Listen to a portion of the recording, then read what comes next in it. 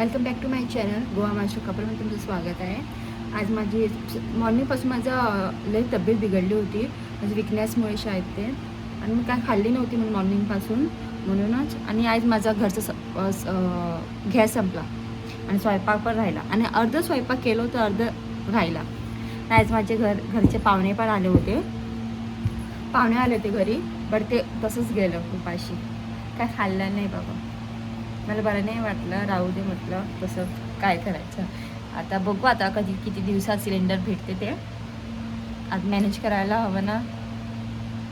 आज काय नाही, आता सगळं गॅस नाही तर जेवण नाही घरी.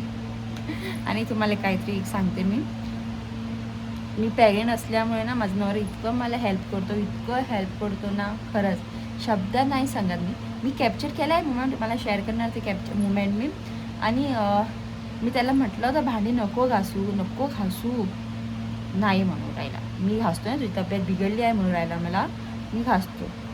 खरं त्यांनी इतकं छान भांडी पण घासलं, ओटा पण क्लीन करून ठेवलं, इतकं क्लीन.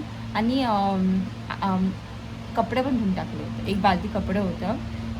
नाहीतर असं मी केलं असतं घरी, फक्त तब्येत बिघडल्या म्हणून मला असं काय वाटत नाही करायला. आणि प्रेग्नेन्सीमुळे हा मूड स्विंग होतो, काय करूच नाही वाटत. मेन गोष्ट आपला विकनेस नाही तर बॉडी आपली छान ॲक्टिव्हिटी पण करते. विकनेसमुळे असं काहीच वाटू नाही करत, काहीच इच्छा पण नाही करत काय काम करायला. आता हे आहे काय म्हणते त्याला, गॅस नाही. आता आज जेवण रात्रीचं काय बघायचं आता.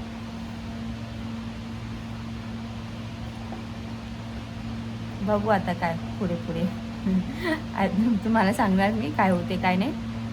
मला छान वाटतं मला सांगायला, असं मोकळं होतं माझं मन सांगायला. तर बघू आता काय. आज घरचा रॅन पण होता, रॅन पण दिलं. जास्त का पैसे राहिले नाही, आता आज दिवस काढायचा त्या पैशानंच. सगळ्या पैसे रॅनमध्येच जातात, किराण्यामध्ये जातात, काय राहत नाही पैसे. आम्हाला फक्त तुमचं सपोर्ट हवं. आणि हा व्हिडिओ फुल बघा तुम्ही गाईज.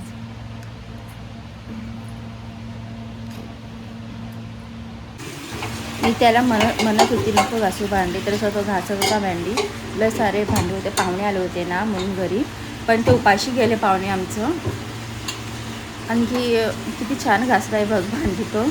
सगळं इतकं छान भांडी घासली, क्लीन केलं त्याने, ओटा सगळं. आणि माझी आज थोडीशी तब्येत बिघडली होती, खरंच मॉर्निंगपासून माझी तब्येत बिघडली होती. असं वाटायचं काही काम करायचं वाटत नव्हतं मला. तुम्ही बघू शकता माझ्या चेहऱ्यावरून, तुम्हाला कळेल असं माझी विकनेस आली होती मॉर्निंगपासून. असं डोकं दुखत होता, पाठ दुखत होता. म्हणून माझा नवरा मला लई सेवा करतो, आणि खरंच त्याची उपकार मी कधी नाही विसरणार. इतकं मला माझ्या प्रेग्नेन्सीमुळे इतकं मला सगळी साथ दिली. आणि आपला नवराच साथ देतो, आणि कोण साथ नाही देणार. बघा ना गाईस तुम्ही, किती छान तो क्लीन करतो, स्वतःचं काम पण मॅनेज करतो, आणि आमचं घरचं पण बघतो. मला म्हणत तू रेस्ट घे थोडीशी, झोप थोडीशी, नाहीतर मी करतो, तुझ्याकडे नाही होतं मला सांग, मी करत असं म्हणतो मला तो. जर माझी तुम्हाला ब्लॉग आवडला असेल तर नक्की लाईक करा, कमेंट करा, आणि शेअर करायला विसरू नका गाईज. आणि सबस्क्राईब करा गाईज प्लीज. फक्त तुमचा सपोर्ट व्हा, आणि काहीच नको आम्हाला. आणि आज आमच्या घरचा गॅस पण संपला, आता वांदा येतील आम्हाला स्वयंपाकचा. आता बघू आता कधी भेटतील ते सिलेंडर, तुम्हाला सांगणार मी कधी येते आमच्या घरी सिलेंडर. बघा ना गाईस किती छान क्लीन केलं, माझ्यापेक्षा पण लई छान क्लीन केलं त्यांनी.